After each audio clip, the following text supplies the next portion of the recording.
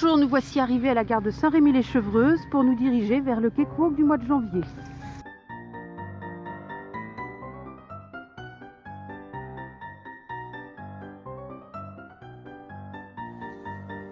Le village Saint-Paul se situe dans un lieu chargé d'histoire, en plein cœur du quartier du Marais. Structuré autour des cours intérieures, son périmètre est défini par les rues Saint-Paul, Ave Maria, Charlemagne et les jardins Saint-Paul. Au 7e siècle, Saint-Éloi, ministre et grand argentier de Dagobert Ier, construit à la limite des marécages sur la rive droite une basilique dédiée à saint Paul de Thébaïde.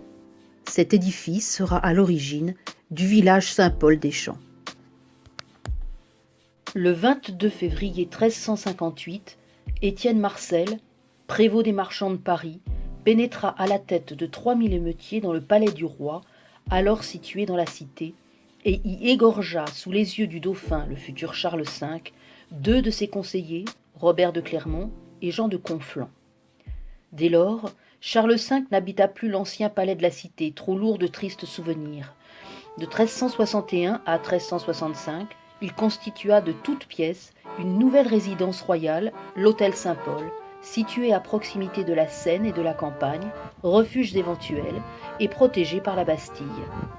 Pour cela, il acquit différents hôtels particuliers situés à l'intérieur du quadrilatère limité par les rues du Petit-Musc, Saint-Antoine, Saint-Paul et la Seine, et il les relia par des préaux, des galeries et des cloîtres. On y trouvait des pièces d'eau, des parcs, des jardins avec treillis et arbres fruitiers, et des édifices accessoires, chapelles, étuves, écuries, volières, ménageries et logements du personnel. Le tout était entouré de hautes et solides murailles, percées de 3 entrées, situées sur le quai, sur la rue Saint-Paul et sur la rue Saint-Antoine.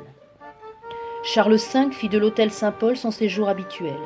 Il en fut de même pour son fils Charles VI, le pauvre roi des Monts. La reine Isabeau préféra habiter la retraite discrète de l'hôtel Barbette et ce fut Odette de Chandivert, âgée de 19 ans, issue d'une noble famille de Bourgogne appelée la Petite Reine, qui tint compagnie au roi délaissé. Elle veilla sur lui, s'ingéniant à le distraire avec ses jeux de cartes que venait d'enluminer Jacquemin Gringonneur.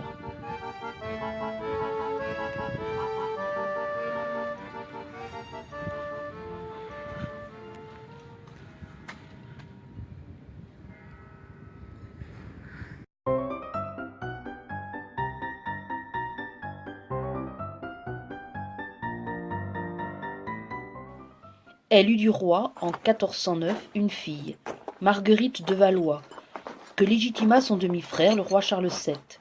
Elle mourut, tombée dans la misère, 3 ans après la mort de Charles VI, survenue en 1422 à l'hôtel Saint-Paul. Après Charles VI, les rois de France résidèrent à la maison royale des Tournelles. L'hôtel Saint-Paul était bien délabré lorsque François Ier ordonna en 1543 sa vente à la criée.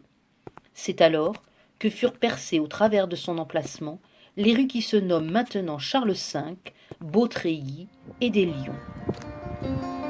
Aujourd'hui, le village Saint-Paul a fait place à un village antiquaire dédié à l'origine à une clientèle majoritairement américaine. Transformé en un petit marché caché au cœur du Marais, il propose une plus grande diversité de produits, meubles et décos, jeux et jouets, antiquités brocantes, restaurants. C'est un endroit dans lequel flâner, dans une atmosphère de village qui fait oublier le centre de Paris.